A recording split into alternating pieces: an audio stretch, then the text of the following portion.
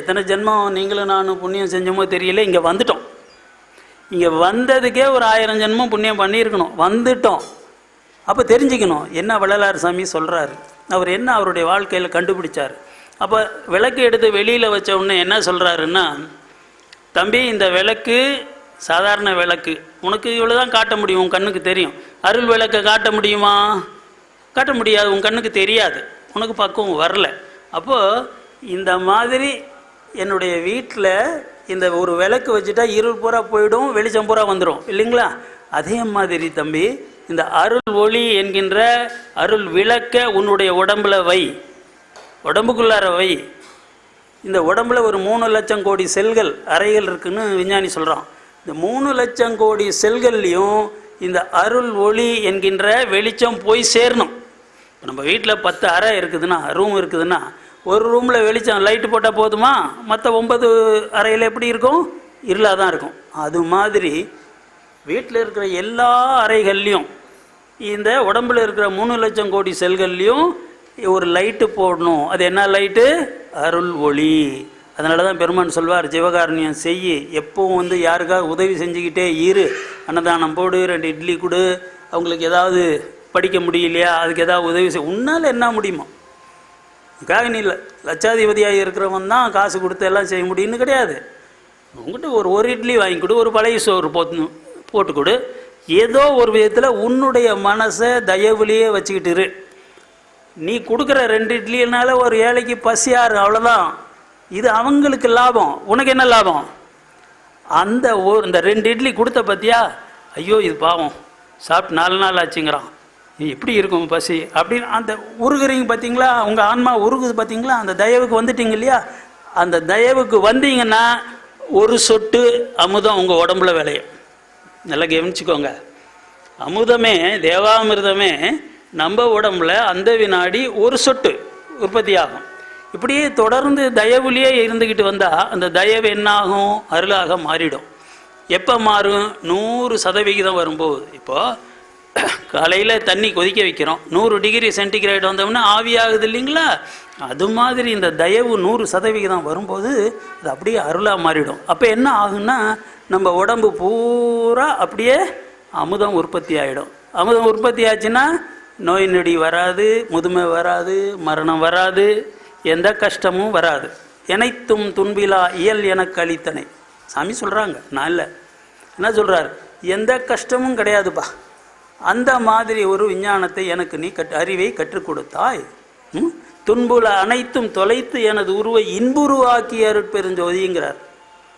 கஷ்டம்னு உலகத்தில் என்ன இருக்கோ எல்லா கஷ்டத்தையும் நீக்கிட்டு இந்த உடம்பே அப்படியே இன்பமாக இருக்குது, எப்போ பார்த்தாலும் ஆனந்தமாக இருக்குது. அந்த மாதிரியான உடம்பை எனக்கு நீ கொடுத்த என்று ஆண்டவனை பார்த்து வள்ளல் பெருமான் சொல்கிறார். எதனால்? தர்மசாலையை ஆரம்பித்தார். எப்போ?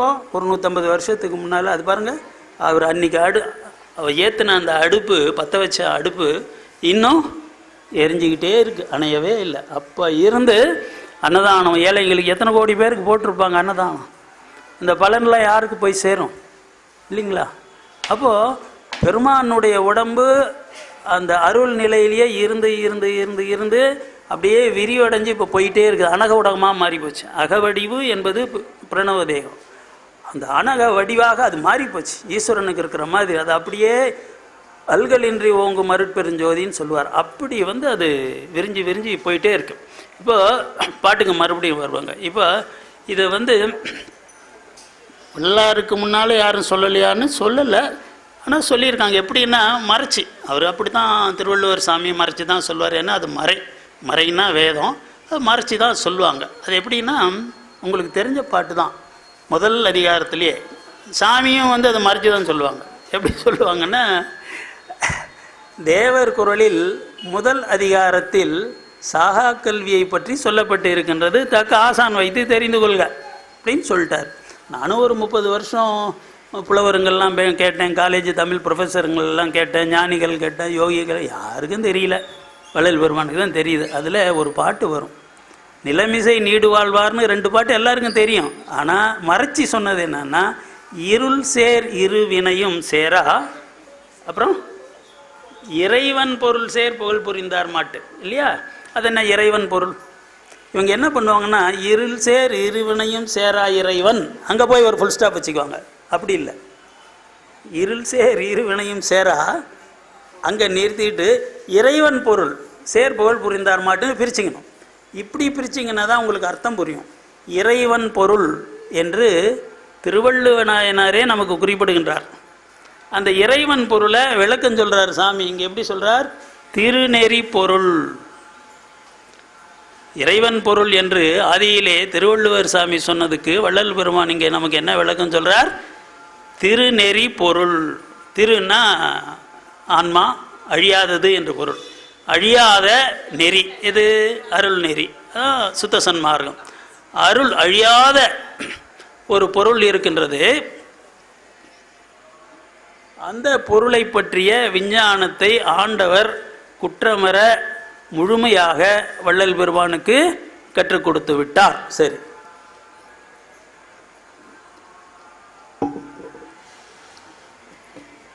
இந்த பாட்டை கேரளத்தினுடைய நாராயணகுரு மலையாளத்தில் மொழிபெயர்த்தார்.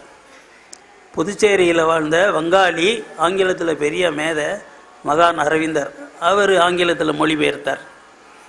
அப்புறம் வள்ளலார் சாமி இதுக்கு அர்த்தம் இந்த பாட்டு தான் இங்கே விளக்கம் சொல்கிறார்.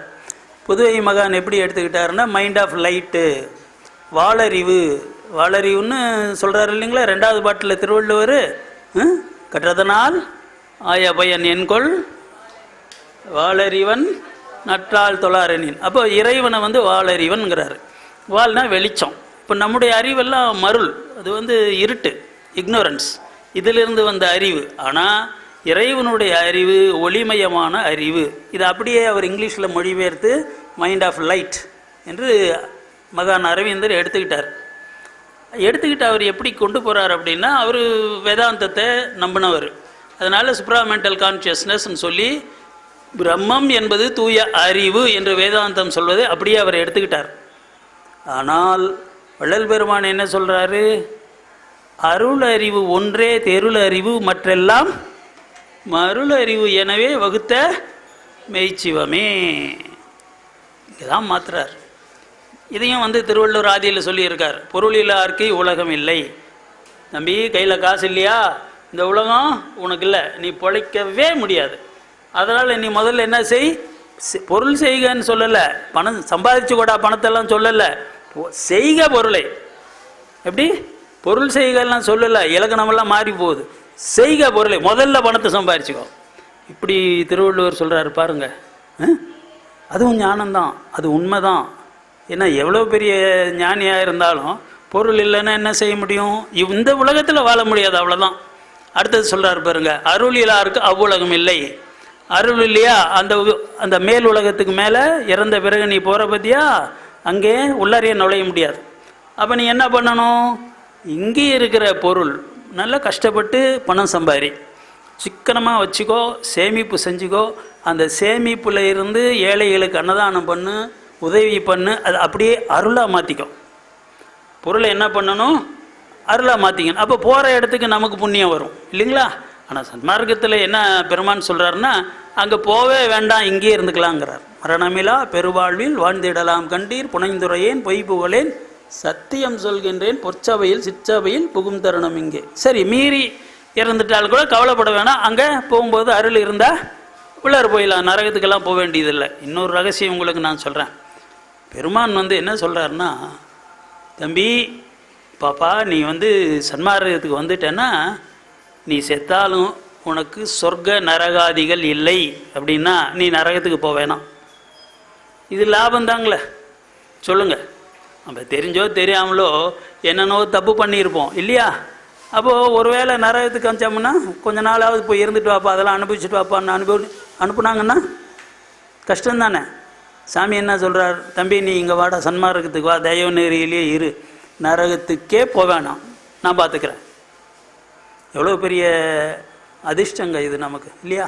அப்போது இங்கே அடுத்தது என்ன பார்க்கணுன்னாக்கா, பெருமானுடைய உடம்பு இந்த பிரபஞ்ச உடலாக மாறி போனது.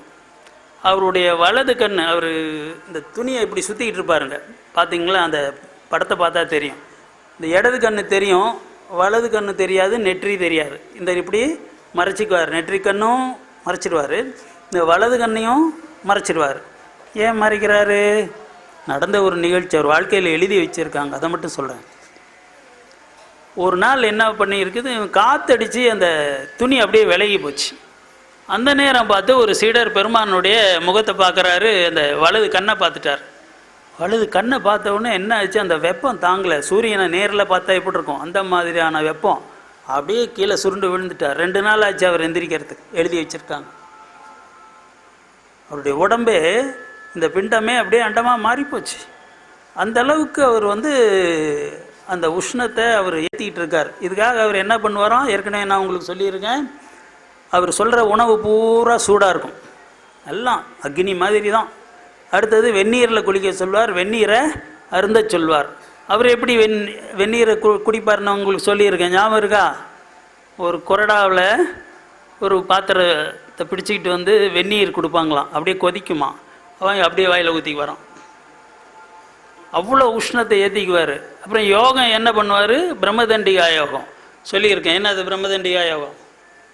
சுற்றியும் நெய்வேலி நிலக்கரி கறி எரிய விடுறது, கீழே நெய்வேலி நிலக்கரி கறி, அதுக்கு மேலே ஒரு இரும்பு பட்டையை போட்டு, இரும்பு தட்டை போட்டு அதுக்கு மேலே உட்காந்துக்கிறது. அப்புறம் தலைக்கு மேலே ஒரு சட்டி, அதில் நெருப்பு துண்டு, இப்படி எரிஞ்சிக்கிட்டே இருக்கும். இப்போ இந்த எத்தனை டிகிரி உஷ்ணம் வரும், 4000 டிகிரி உஷ்ணம் அவர் உடம்புக்கு ஏற்றிக்கிட்டே இருப்பார். சார் புண்ணு வந்துடாதா, அதுக்கு என்ன வழி அவர் செய்வார் தெரியுங்களா? அதெல்லாம் உள்ளார வச்சுக்கிட்டு புருவமத்திக்குள்ளார அருட்பெருஞ்சோதி ஆண்டவரை நினச்சிக்கிட்டு கதறி கதறி அழுதுகிட்டே இருப்பார். அப்போது அழும்போது என்ன ஆகும், இறைவனை நினச்சி பக்தியில் அழுதுகிட்டு இருந்தால் என்ன ஆகுன்னா, இவ்வளவு உஷ்ணமும் அப்படியே சுத்த உஷ்ணமாக மாறி போகும். சுத்த உஷ்ணம் என்பது உங்களுடைய ஆத்மாவுக்கு சக்தி, ஆத்மாவை வளர வைக்கும். அதுக்கு தான் இங்கே கோயிலுக்கு வாங்க, பாட்டு பாடுங்க, ஒரு 2 சொட்டு கண்ணீர் வரட்டும்னு. யாருக்கு வருது? வருதா? இங்கே வருது. பாடணும், பாடணும், உருகி பாடணும். அதுக்கு பெருமான் என்ன சொல்வார் தெரியுங்களா? காடு, மலை, வனம், இந்த மாதிரி இடங்கள்லாம் போய் முனிவர்கள் உட்காந்து ஆயிரக்கணக்கான ஆண்டுகள் தவம் பண்ணி இந்த உஷ்ணத்தை உற்பத்தி செய்துக்குவாங்க. அதெல்லாம் அங்கெல்லாம் நீ போவாது, அதெல்லாம் வேணாம். வேற என்ன செய்யுங்க, இறைவனை நினைத்து 2 தோத்திர பாடல்களை பாடினாலே அதை விட அதிகமான சுத்த உஷ்ணத்தை நீ உற்பத்தி செய்து கொள்ளலாம் அப்படிங்கிறார். இதை செய்யலாம்ல நம்ம. அதுக்கு தான் கொஞ்சம் சீக்கிரமாகவங்க அகவலை படிங்க, பாடுங்க, 2 பாட்டை பாடுங்க அப்படின்னு சொல்கிறது. வீட்டில் கூட காலையில் குளிச்சுட்டு வந்தவுடனே ஈஸ்வரனுக்கு முன்னால் போய் 2 பாட்டு, அருட்பாவில் இருந்தோ இல்லை இதில் திருவாசகத்தை, எதுலேயும் உங்களுக்கு பிடிச்ச பாட்டு, இறைவனை நினச்சி 2 பாட்டு, கண்ணில் தண்ணி வரணும், உணர்ந்து பாடணும். வாய் ஒன்று பாடுறது, மனசு ஒன்று நினைக்கிறது. ஐயோ இன்றைக்கி என்ன கிழமை, ஓ இன்றைக்கி சனிக்கிழமை, அவன் லட்சுமி கடையில் விருதுநகர் பரோட்டா போட்டிருப்பான், சுஷியாக இருக்கும். இதை நினச்சிக்கிட்டே பாட்டு பாடுறதா? அப்பெல்லாம் பாடக்கூடாது. உணர்ந்து, அதான சாமி சொல்கிறார், நினைந்து நினைந்து உணர்ந்து உணர்ந்து நெகிழ்ந்து நெகிழ்ந்து அன்பே நிறைந்து நிறைந்து ஊற்றெழும் கண்ணீர் அதனால் உடம்பு நனைந்து நனைந்து. உடம்புற நினைக்கணுங்கிற அப்படின்னா என்ன அர்த்தம்? பக்கெட்டாக கண்ணீர் வரணும். வருதா? வரணும். இனிமேல் அந்த மாதிரி கும்பிடுங்க, சரியா? சரி. அப்போது இந்த பாட்டுக்கு என்ன பொருள்னாக்கா, தேசுரு திகழ்தரு திருநெறி பொருளியல். இந்த திருநெறி பொருள் என்பது டிவைன் மேட்டர், இறைவன் பொருள். திருவள்ளுவர் சாமி சொல்கிற மாதிரி. அது என்ன இறைவன் பொருள்? அதுக்கு விளக்கம் சொல்கிறவர் வள்ளலார் சாமி தான். அதுதான் அருள். அருள் ஒன்று தான் இறைவனுடைய பொருள். அதனால தான் அருட்பெருஞ்சோதி என்றே ஆண்டவனை வள்ளல் பெருமான் அழைத்தார். அது மட்டும் இல்லை, அருளில் இருந்து வருகின்ற அறிவுதான் முழுமையான அறிவு. அப்பழுக்கில்லாத அறிவு அருளில் இருந்து வருவது தான். அதனால தான் எப்படி நமக்கு சொல்கிறாரு, அருள் அறிவு ஒன்றே தெருளறிவு, மற்றெல்லாம் மருளறிவு, எனவே வகுத்தமை சிவமே. அதுதான் அகவலைப்படிங்கன்றது. அப்போ பெருமான் இன்னொரு விஷயம் சொல்கிறார், அவர் வாழ்க்கையில் நடந்த ஒரு நிகழ்ச்சியை. அது என்னன்னா, அந்த காலத்துலலாம் இந்த மாதிரி இப்போது ஸ்ட்ரீட்டில் விளக்கு வச்சுருக்காங்க இல்லைங்களா, மின்சார விளக்கு தானே இப்போ நம்ம வச்சுருக்கோம். அந்த காலத்தில் மின்சாரம் இல்லை, ஆனால் தெரு விளக்கு இருக்கும். சாயந்தரம் இருட்டு ஆற நேரத்துக்கு என்ன பண்ணுவாங்கன்னா, தீப்பந்தம் கொண்டாந்து எண்ணெயை போட்டு அங்கே விளக்கு ஏற்றி வச்சுட்டு போயிடுவாங்க. விளக்கு கம்பெல்லாம் வச்சுருக்கோம். ஒரு நாள் என்ன ஆயிருக்குன்னா, ஒரு அன்பர் வர்றாரு, சாமி இன்னைக்கு இந்த தெருவில் விளக்கு ஏற்றலை போல் இருக்கு, எல்லாம் இருட்டாக இருக்குது அப்படின்னு. அதுக்கு சாமி பதில் சொல்கிறாங்க. வள்ளலார் சாமி என்ன சொல்கிறாருன்னா, இந்த இடம், நல்லா கவனிங்க, எப்படி சொல்கிறாருன்னா, இந்த இடம் உலகுக்கே வெளிச்சத்தை காட்ட வந்தது அப்படிங்கிறார். இந்த இடம் உலகுக்கே ஒளியை காட்ட வந்ததுன்னு சொல்கிறாரு. அப்போ இந்த இடம்னு எதை சொல்கிறாரு? நான் நினச்சிக்கிட்டு இருந்தேன் சித்தி வளாகத்தில் இருக்கார். அப்போது சித்தி வளாகத்தை சொல்கிறாரு, அது நிஜம்தான். ஏன்னா அவர் வந்து அங்கே தான் வந்து ஒளி தேகம் பெற்றவர். ஆனால் பிறகு இங்கே வடலூருக்கு போனப்போ ஒரு அன்பர் சொன்னார், என்னன்னா இந்த இடம்னு சொன்னது சித்தி வளாகத்தை மட்டுமல்ல, அப்போ சாமி இப்படி கண்ணால் திரும்பி பார்த்துக்கிட்டு இருந்த இடம் எதுன்னா நிலக்கரி, நெய்வேலி நிலக்கரி இருக்கிற இடம். நெய்வேலியிலேருந்து நிலக்கரி வருது இல்லைங்களா, அதானே ஒளி கொடுக்குது. எத்தனை பேர் வீட்டில், எத்தனை ரயில் இன்ஜினில் எல்லாம் நிலக்கரி தானே. அதுக்கு என்ன சொல்கிறாங்கன்னா, ரெண்டு விதமாக சொல்கிறாங்க. அவங்களுடைய நம்பிக்கை தான். ஒரு சன்மார்க்கம் என்கிட்ட சொன்னார், அவருடைய அருட்கண்ணால் பார்த்தாரு, பார்த்த உடனே நெய்வேலி பூரா நிலக்கரி இருக்குதுன்னு அவருக்கு தெரிஞ்சது, அதை சொன்னார். இன்னொரு சன்மார்க்கி சொன்னார், அப்படி இல்லையா, பெருமான் படைப்பு தொழிலை செய்கின்றவர், சிருஷ்டி முதல் ஐந்தொழிலும் நானே புரிகின்றேன்னு சொல்கிறாரு. பெருமான் நினைச்சார் இந்த இடத்தில் நிலக்கரி சுரங்கம் உண்டாக கடவது என்று வள்ளல் பெருமான் நினைச்சார். அன்னைக்கு தான் அங்கே நிலக்கரி சுரங்கமே, அவ்வளோ பெரிய நிலக்கரி சுரங்கம் உற்பத்தி ஆச்சுன்னு இன்னொரு சன்மார்க்கி எனக்கு சொன்னார், பதில் சொன்னார். பயந்துட்டேன் நான். ஏன்னா என்னடா நம்ம என்னவோ அற்பாலாம் படிச்சிருக்கிறோம், நமக்கு அது தெரியும் இது தெரியும்னு சொல்லி என்னென்னவோ கதை கட்டிகிட்டு இருக்கோம், ஒன்றுமே தெரியாது போல் இருக்கு நமக்கு, இவங்க என்னென்னவோ சொல்கிறாங்க அப்படின்னு எனக்கு பயம் வந்துடுச்சு. ஏன்னா நீங்கள் வந்து அருட்பாவை, பெருமானுடைய வாழ்க்கையை 100 தடவை படிக்கணும், 1000 தடவை படிக்கணும், 1,00,000 தடவை படிக்கணும். ஒவ்வொரு தடவை படிக்கும்போதும் ஒவ்வொரு அர்த்தம் புரியும். எனக்கே அப்படி தான். இப்போ இந்த பாட்டு ஏற்கனவே நான் உரை எழுதியிருக்கேன். என்னுடைய அருட்பெருஞ்சோதி அகவலை பார்த்தீங்கன்னா 2 வரி உரை எழுதியிருப்பேன், அவ்வளோதான். ஆனால் நேற்று சாமி இந்த நாளைக்கு போய் மாசப்பூசத்தில் பேசணும், நான் எதை பற்றி பேசுறது அப்படின்னு சொல்லி கேட்டுட்டு கண்ணை மூடிட்டு கொஞ்சம் நேரம் அப்படியே உட்காந்துக்கிட்டு இருந்தேன். அப்போ இந்த வரியை எடுத்து கொடுத்தாரு. இந்த வரி டக்குன்னு மனசில் வந்து உதிச்சது. சரி, பெருமான் கொடுக்குறார் போல இருக்குது அப்படின்னு சொல்லி அதை பற்றி தொடர்ந்து சிந்திக்க ஆரம்பித்தா. பாருங்க, 3 பக்கம் இருக்குது. டைம் இருக்காது தம்பி? எவ்வளோ நேரம்? என்ன 7:45? சரி, இப்போ இது பூரா சொல்லணுன்னா இன்றைக்கி பூரா நேரம் இருக்காது. அவ்வளோ விஷயங்கள் வருது. ஆகவே தொடர்ந்து திரும்ப திரும்ப இங்கே வந்து அகவலை படிக்கணும். அங்கே இருக்கிறவங்க பூரா இங்கே வந்து அகவலை படிக்கணும். எதுக்கு சொல்கிறேன்னா, புண்ணியம், நமக்கு உடம்பு நல்லா இருக்கும், நோய் நீங்கும், முதுமை ஒத்தி போடும். ஏன்னா நான் தான் சொன்னேன், மோட்சமே கிடைக்குன்னு சொல்லியிருக்கேன் உங்களுக்கு.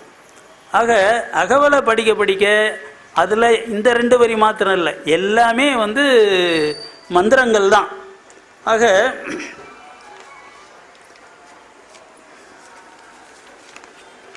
ஒரு சில விஷயங்களை சொல்லிடுறேங்க. இப்போ தேசுர அப்படின்றதுக்கு தேஜஸ்னு சம்ஸ்கிருத வார்த்தையில் சொல்லுவாங்க. சாமி வந்து இதே வார்த்தையை பயன்படுத்தி வெண்ணிலா கண்ணியில் ஒரு 2 வரி சொல்கிறார். என்னன்னு உங்களால் சொல்ல முடியுமா? யாராவது ஒருத்தர்? தேசு நிற மாய் நிறைந்த வெண்ணிலாவே நானும் சிவமயமதாய் விளைகின்றேன் வெண்ணிலாவேன்னு சொல்வார். ஆக தேசுன்னாக்க ஒளி, பால் மாதிரி ஒளி. அப்போது இதுக்கு வந்து இப்போ நம்ம சாப்பிட்ற உணவு இருக்குது இல்லைங்களாம்மா, இந்த உணவு என்ன ஆகுதுன்னா இது 4 விதமாக மாறும். எப்படின்னா, முதல்ல நம்ம வேலை செய்யணும். வீட்டில் இருங்க நடந்து வந்திருக்கோம் இவ்வளோ தூரம், இது நடக்கிறதுக்கு ஒரு சத்து வேணும். அதுக்கு பேர் வெர்ச்சஸ்னு பேர் சம்ஸ்கிருதத்தில். சரி, அதுக்கு அடுத்தது என்ன அப்படின்னு சொன்னால், குழந்தை உற்பத்தி ஆவதற்கான ரேத்தஸ்னு சொல்லுவாங்க. விந்து நாதம்னு சொல்கிறோம் இல்லைங்களா, அது வந்து ரேத்தஸ்னு சொல்லுவாங்க. உடம்பு செலவு பண்ணாமல், உடல் சக்தியை செலவு பண்ணாமல், விந்து சக்தியை செலவு பண்ணாமல் நீங்கள் மிச்சம் பிடிச்சிங்க அப்படின்னாக்கா அது எதுவாக மாறும்? மேத்தஸாக மாறும். மேத்தஸ்ன்றது அறிவு. பெரிய பெரிய ஜீனியஸ் எல்லாம் இருக்காங்க இல்லைங்களா, ஐன்ஸ்டீன் மாதிரி, ஜிடி நாயுடு மாதிரி, திருவள்ளுவர் மாதிரி வள்ளலார் மாதிரி இந்த ஜீனியஸ் எல்லாம் இருக்காங்க பார்த்தீங்களா, அந்த மேத்தஸாக மாறும். அதுலேயும் போய் அறிவை செலவு பண்ணாமல் நீங்கள் மிச்சம் பண்ணி வச்சிங்கன்னா அந்த மேத்தஸ் எதுவாக மாறணும்னா தேஜஸாக மாறும். தேஜஸ்னால் என்னென்னா ஒளி தேகம். பாருங்கள், பெரிய பெரிய ஞானிக்கெல்லாம் இந்த தலைக்கு பின்னால் ஒரு ஒளி வெட்டம் போடுவாங்க, படத்துலலாம் பார்த்துருக்கீங்கள. இன்னும் சில ஞானிகளுக்கு என்ன பண்ணுவாங்கன்னா உடம்பு பூரா ஒளி வெட்டம் போட்டு வச்சுருப்பாங்க. இது எல்லாருக்குமே இருக்குது, ஞானிகளுக்கு மட்டும் இல்லை. ஆரான்னு சொல்லுவாங்க, AURA. இது நமக்கும் உண்டு, ஆனால் கொஞ்சமாக இருக்குது, அதனால் தெரியல. இப்போது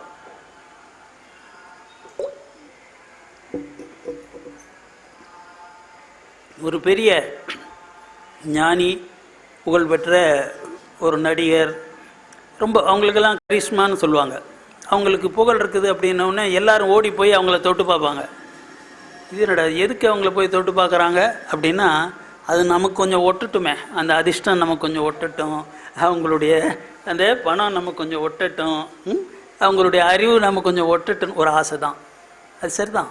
ஏன் அப்படின்னாக்கா, இந்த ஆறா வந்து குழந்தைங்களுக்கெல்லாம் பார்த்திங்கன்னா நிறைய இருக்கும். அப்புறம் போக போக 5-6 வருஷம் 7-8 வருஷம் வரும்போது மனசு உற்பத்தி ஆனவுடனே நம்மக்கிட்ட இருந்து எல்லா கெட்டதும் அது கற்றுக்கும் இல்லையா. குழந்தை பிறக்கும்போது அப்படியே சாமி மாதிரி பிறக்கும், நாம் அதை கெடுத்து வச்சுருப்போம்.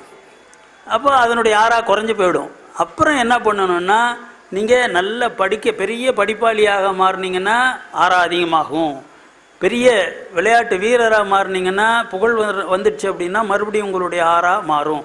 தியானம் பண்ணிங்கன்னா, யோகம் பண்ணிங்கன்னா, குறிப்பாக பிராணாயாமம் பண்ணிங்கன்னா உங்களுடைய ஆறா வந்து பெருசாகும். எது வரைக்கும் பெருசாகும் அப்படின்னு சொன்னால்,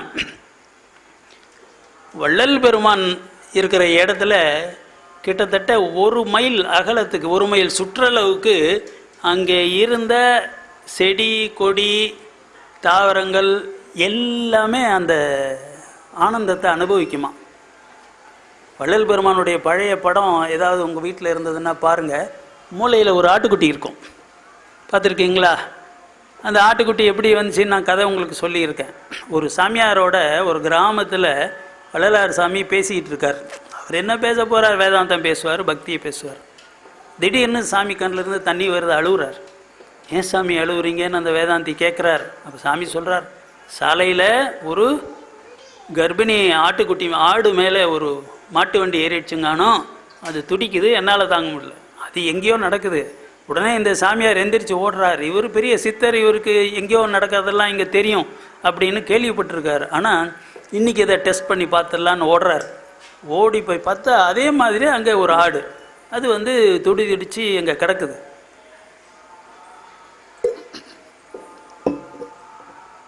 திரும்ப வந்து சாமியை கேட்குறாங்க, உங்களுக்கு மட்டும் எப்படி தெரிஞ்சது? நானும் தான் 2 தடவை குளிக்கிறேன், 6 தடவை பூஜை பண்ணுறேன், தவம் பண்ணுறேன், எனக்கு ஏன் தெரியல அப்படின்னு அந்த சாமியார் கேட்குறாரு. அவருக்கு இவருடைய சித்தியெல்லாம் நமக்கு வரலையேன்ற ஒரு பொறாமை. பெருமான் சொல்லார், அது இருக்கட்டுங்கானோ, இவ்வளோ தூரம் போனீர, அந்த ஆட்டை தூக்கிட்டு வந்திருந்தால் அதை காப்பாற்றி இருக்கலாம் இல்லைம்பார். அடாடா, அதை நான் மறந்து போட்டேன்னு மறுபடியும் ஓடுறார். மறுபடியும் ஓடி போய் அந்த ஆட்டை தூக்கிட்டு வர்றார். தூக்கிட்டு வந்து சாமிகிட்ட கொடுக்குறார். சாமி பெரிய சித்த வைத்தியர், உங்களுக்கு தெரியும். அவர் மூலிகைகள்லாம் வச்சு கட்டு போட்டு அந்த ஆட்டை காப்பாற்றிட்டார். அந்த ஆடு தான் பெருமான் கூடவே வந்துடுச்சு கடைசி வரைக்கும், அது ஆயுசு இருக்கிற வரைக்கும். இப்போ நீங்கள் நான் பேசிகிட்டு இருக்கேன், நீங்கள்லாம் கேட்டுட்ருக்கீங்க. இந்த மாதிரி பெருமான் பேசுவாராம் தினம் சாயந்தரத்தில் கொஞ்சம் நேரம் சத்சங்கம். அந்த ஆடு எங்கே இருந்தாலும், என்ன புல்லு மேய்ஞ்சிக்கிட்டு இருந்தாலும் அந்த நேரத்துக்கு கரெக்டாக வந்து உட்காருமா பாருங்க. அப்போது ஒரு ஆட்டுக்கு கூட இந்த ஞானம் வந்துடுச்சு. பெருமான் சொல்கிறத காதில் கேட்டாலே உயிரில் போய் அந்த ஆற்றல் ஏறுது, சத்து வருது அப்படின்னு அந்த ஆட்டுக்கு கூட தெரியுது. திருவாசகத்தை பற்றி சாமி வள்ளலார் சாமி எழுதுகிறார். என்னன்னா, பெருமானே, மாணிக்கவாசக பெருமானே, உங்களுடைய திருவாசகத்தை யாராவது பாட கேட்டாக்கா யாருக்கெல்லாம், விலங்குகளுக்கெல்லாம், அதெல்லாம் கீழ்ப்பறவை ஜாதிகளுக்கும் அந்த பக்தி வரும் என்றால், நான் 6 அறிவு மனுஷன், எனக்கு வராதா? இதில் வர்றதில் என்ன ஆச்சரியம் அப்படின்னு இவர் சொல்லுவார். அது யார் பார்த்துருக்கிறாரு. யாரோ திருவாசகம் பாடும்போது பறவையெல்லாம் அங்கே வந்து உட்காந்துக்கிட்டு கேட்டதா இவர் பார்த்துருக்கார். வள்ளல் பெருமானுடைய வாழ்க்கையிலையும் இது நடக்குது. ஆக நம்ம என்ன பண்ணணும்னா, அந்த தேஜஸ் இடத்துக்கு வந்துடணும். உணவே சாப்பிட்டுட்டு அப்படியே ஓடி ஆடி அப்படியே வீண் பண்ணிடக்கூடாது. தெரிஞ்சுங்களா? அது எப்படி வருது? வெர்ச்சஸ் உடல் சக்தி, அடுத்தது ரேத்தஸ் விந்து சக்தி, அடுத்தது மேத்தஸ் அறிவு சக்தி, நான்காவது தேஜஸ். அதான் உடம்பிலே ஒளியை ஏற்றுவது. ஒரு வீடியோ போட்டிருக்கேன், உடலில் ஒளியை ஏற்ற வேண்டும் ஏன், ஒரு வீடியோ போட்டிருக்கேன் யூடியூப்பில், நீங்கள் போய் பார்த்துக்கோங்க. அந்த மாதிரி பெருமான் சொல்கிறது பூரா இந்த உடம்பு மனசு எல்லாமே நமக்கு இப்போ இருட்டாக இருக்குது. இதை அருள் ஒளியால் கொஞ்சம் கொஞ்சமாக ஒளியை கூட்டிக் கொண்டே வந்து ஒளி தேகமே அடைஞ்சிடணும். பெருமான் சொல்கிறாரே, ஒளி தேகம் பெற்றேன் என்று எத்தனை பாட்டில் சொல்கிறார் வள்ளல் பெருமான். அருள் ஜோதி ஆனேன் என்று அறையப்பா முரசு அப்படின்னு சொல்கிறாரு. அருளாட்சி பெற்றேன் என்று அறையப்பா முரசுன்னு சொல்கிறார். அது அந்த அளவுக்கு இங்கே வாய்ப்பு இருக்குது. ஆனால் நாம் தான் அதுக்கு தயாராக இல்லை. முடிஞ்ச வரைக்கும் இங்கே வந்துகிட்ருங்க, வந்த வரைக்கும் லாபம் இல்லைங்களா? உடம்பு நல்லா இருக்கும். அவ்வளோ உணவு வகைகள் எல்லாம் பெருமான் சொல்லி கொடுக்குறாரு. இன்னும் நுட்பமான விஷயங்கள் எல்லாம் சொல்லி கொடுக்குறாரு. பெருமான் ஒரு கட்டத்தில் என்ன சொல்கிறாருன்னா, அவருக்கு ஒளி உடம்பு கிடச்சிருது. தினகரன் போன்ற தேகம் வேண்டுமென்றேன் விரைந்தளித்தான் எனக்கேங்கிறார். தினகரன் யாருங்க? தினகரன்னா சூரியன் இல்லையா? அப்போது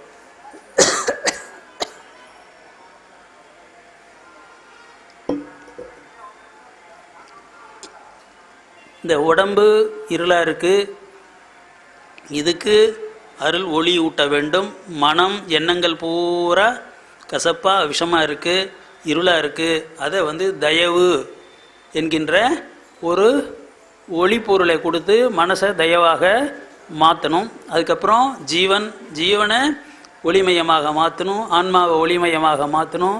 எல்லாவற்றையும் அருட்பெருஞ்சோதியாக நாம் மாற்ற வேண்டும். சரிதாங்களே? சரியா? அருட்பெருஞ்சோதி அருட்பெருஞ்சோதி தனிப்பெரும் கருணை அருட்பெருஞ்சோதி. எல்லா உயிர்களும் இன்புற்று வாழ்க, வள்ளல் மலரடி வாழ்க வாழ்க. தர்மசாலை திறப்பு நாள் 24ஆம் தேதி. 24ஆம் தேதி இன்னொரு பண்டிகை, தர்மசாலை திறப்பு நாள்.